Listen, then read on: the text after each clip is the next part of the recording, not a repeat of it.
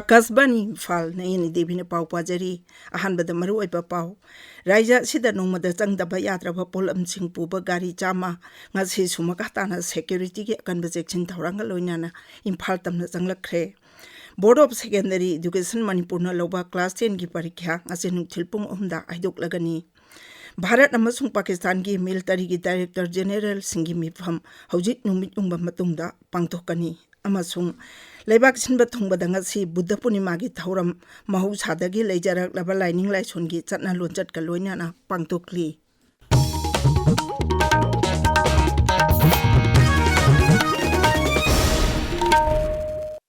Raja sida nongmada changdaba yadra polam sing puba gari chama ngasi sumakatana security gi akanba section thauranga loinana Imphal tamna changlakre Gari singa dunga si ayung pung taruk lome henba duwai dagi CRPF ki humpumapan suba battalion A company ki kangbu manangak senduna jiribam dagi Imphal tamna changlakibani aikhoi gi jiribam paumi nga thembi sajitna hai Imphal tamna chatkiba gari sing aduda LPG kunmathoi diesel tarawm doi petrol kunmanga mix sama yauna loaded tanker humpumathoi yauri amadi FCI gi polam puba gari kuntramari cement puba gari ani amazung atai polam sing puba gari kuntramapan yauri hojik jiribamda LPG tanker tarani thoi amasung loaded truck kunhumdoi punna gari kuntramanga se santawduna leiri Board of Secondary Education Manipur na loba class 10 gi parikya Imphal gi bapu parada leba bo semgi office ta ngasin thilpung ahum taba matamda parikya se haidokani kumsi chahi gi oina board loba class 10 parikha February 18 dagi March 3 phawa pangthokhi parikha sita ma heroili singkun thatare sumne yangkhaini toina parikha thakhi masigi manungda nupa ma heroili sing tarani pan chamri humfu aduga nupi ma heroina li sing tarani pan chamma marfudrani thoini Chingi Jilada Center Humfuni Toyauna Parikya Sipuna Center Chamayang Mangada Pangtoki Cyber Security, Cyber Law, Amasung Cyber Harassment Thingnaba Haibaski Matangda,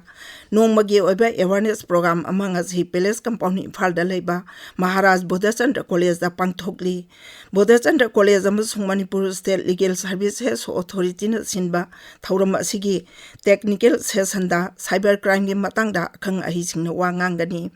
Cyber crime gi matangda miyambu hena khangan bagi hujik pangthokli ba thauram asigi matangda program asigi convener Dr. N. Rebika Devina hai ngasi pangthokli ba thauram asi maru oina college gi syllabus ta yaubana mahiroi singda cyber crime gi matangda hena mamutana khangan ba pandamda thauram asi pangthokbani Ngasi gi akoina sinjariba thauram se sa akoigi second semester gi chhatra sinda paper ama yaujai paper sigi matangda awareness program ama su habedi laitan ta kona taba mayam puna all India joina hojik cyber crime ki adiki matik samna choba issue mo oina rabanina mayam puna khangmina si sigi matangda akoigi college ka Manipur State Legal Services Authority masalzai tiga ullaga jointly organize this program sigi seisa akoina chhatra amadi akoi mayam puna awareness sigi matangda Karino has in detail community has an program similar Peace Committee Manipur na Sinduna Bisnupur Jilla gi Phagak Chau Ikhai Awang Lekai Tele bai Ibudo Thangjingi Mapamda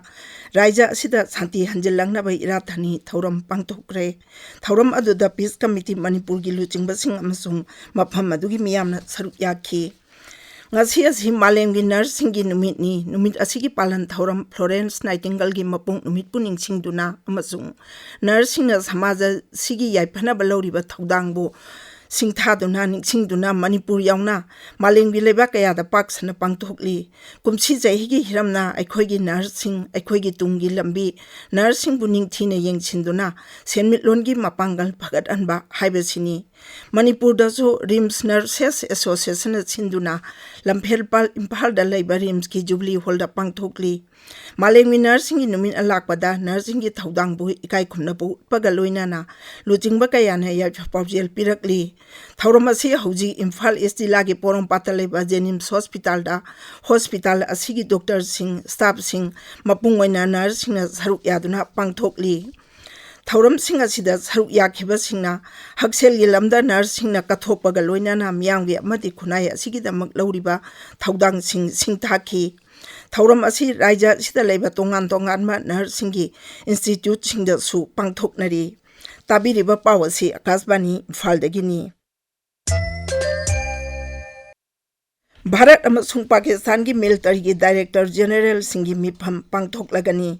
operation सिंदूर की मतुंग तारकपदा लेबाक अनी की मरकता नुंगमै कापनदनबा यानख्रबा मतुंग हौजिक नुमित युंगबदा मुक अन वारी सानदुना नुंगमै कापनबा लेपगी थबक हेना कंसिलहनगनी ngarang New Delhi da pangthokkiba pauki mifam amada Bharat Lanmigi military operation ki director general Rajiv Ghaina hai tha asigi tang tariat amasung taragi marakta line of control da artillery yauna nomai kamna bagi thodokta Pakistan Lanmigi mioi kuntra manga dagina nipurom sikhi mahangna hai mamang thagi kuni thoida Pahalgam da terrorist na attack chatharak tuna Nepal maza mai yauna Bharat sa kuntaru hatkhaba matung Pakistan amasung Pakistan kutum janma mapam सिंदा operation Sindoor जातबदा terrorist सामै हेना हातखी सिरब terrorist सिंगी मनुंगदा पुलवामा दा bomb पोखाई हंदुना सीआरपीएफ जवान सिंग हातखिबा अमसुंग एरोप्लेन IC-814 हाइजेक तौबदा चेनबा मियोय सिंग यावरी श्री घाइना हाई Operation Sindoor was conceptualized with a clear military aim to punish the perpetrators and planners of terror and to destroy their terror infrastructure. What I do not state here, of course, is the often stated determination of India and its intolerance to terror. We realized that some of these terror hubs were now bereft of any presence and had preemptively been vacated, fearing retribution from us. There was also a term of reference to target only terrorists and thus prevent collateral damage. लेबाक सिनब थुंगबदा ngasi पूर्णिमा की थौरम महौसादगी बुद्ध पूर्णिमा की थौरम महौसादगी लेजरकलबा lining लाइसोन की चटना लोनचट का लोइना पांगथोकली बुद्ध पूर्णिमा असि बुद्ध जयंती नत्रगा वैशाख हाइना पांगथोकनै नुमित असि Buddhism की ओइना ख्वाइदिगी सेंबा नुमित अमनी नुमित असिना लाकपदा राष्ट्रपति द्रौपदी मुर्मू याउना लुजिंगबा कयाना लेबाक असिगी मियाम मरु ओइना बुद्धिज्म चटपा मियोय सिंगदा याइपा पाउजेल पिरकली महाकी पाउजेलदा राष्ट्रपति ना हाई भगवान बुद्ध की मुनआइरा रोइदबा पाउजेल नुंसीबम सुंग थौजाल हाइबा अमदी अहिंसा की वाखलोन असिना मियोयबा खुनाइदा मरु ओइबा मंत्र अमा ओइरगनी उपराष्ट्रपति जगदीप धनखड़ बुद्ध पूर्णिमा लापदा मियामदा याइफा पाउजेल पिरकली मेघालय की मुख्यमंत्री कोनार्ड के संगमाना केंद्र की शिक्षा मंत्री धर्मेंद्र प्रधान का न्यू दिल्ली दा उन्नदुना CUET अंडर ग्रेजुएट परीक्षा मतम येथोपिनबा हाइजखरे श्री संगमाना हाई राज्यदुगी परीक्षा थागदौरिबा महिरोई सिंगी परीक्षा सेंटर अतापा तै राज्य सिंगदा पिरकपना चाउनु खुदुंग जादबा Mayung अहल्ले national investigation agency NIA ना खालिस्तान की मरुओइबा मियोय काश्मीर सिंह गालवादी फारे बिहार की मोतिहारी फाखिबा मियोय असी इंग्लिश हिंगनी तारा तरुकता नवा जेल दगी नांथोक्तुना चिनखिबा सिंगी मनुंगदा अमनी काश्मीर सिंह गालवादी पुलिसना थीबो हमबगी थबक चथबदा बिहार की मोतिहारी दगी फाखिबनी मियोय असी मपा लेबाकता बेस तौबा बाबर खालसा इंटरनेशनल टेररिस्ट हरबिंदर सिंह संधु नत्रगा रिंदा हैना खंगनबा सिगा यामना नकना मरी लेनबा मियोयनी तिबेत ngasi ayuk yuar hakre National Center for Seismology की पाउ मतुंग इना ngasi नोंगालमदाई पुंग अनि मिनिट 23 चटपा मतमदा रिक्टर स्केल दा 5.8 यंगना युहार हाखिबनी युहार अदु लेबाक मनुंगदा किलोमीटर 13 लुबा मफमदगी हारकबनी हाइरी नेशनल डिजास्टर मैनेजमेंट अथॉरिटी ना मसक खंगदबा पोखाबे याबा पोलम सिंग पाइदनबा खंगहली सोशल मीडिया दा थादोरपा जेरोल अमदा अथॉरिटी सिना हाई पोखाबे याबा मजाक सिंग असि खुदोंग थिनिंगाई ओइबना मियामदा सोयंगम थोरकपा याय मरम अदुना असिगुम पोलम सिंग थेंगनारबदी मरि लेनबा सिंगदा पाउ पिरकदबनी अरोइबदा मरुइबा पाउ अमो राज्य असिदा नोमदा चंगदबा याद्रबा पोलम सिंग पुबा गारी Chama ngasi sumaka tana security की अकनबा चेक्सिन थौरांगा लोइनाना इम्फाल तमना चंगलखरे board of secondary education Manipur न लौबा क्लास 10 की परीक्षा ngasi नुथिल पुंग अहुमदा हाइदोकलगनी भारत अमसुंग पाकिस्तान की मिलिटरी की डायरेक्टर जनरल सिंगी मिफम हौजिक नुमियुंगबा मतुंगदा पांगथोकनी अमसुंग लेबाक सिनबा तोंगबदा ngasi बुद्ध पूर्णिमा की थौरम महौसादगी लेजरकलबा लाइनिंग लाइसोन की चन अलोन चटका लोइनाना पांगथोकली पाउ लोइजरे।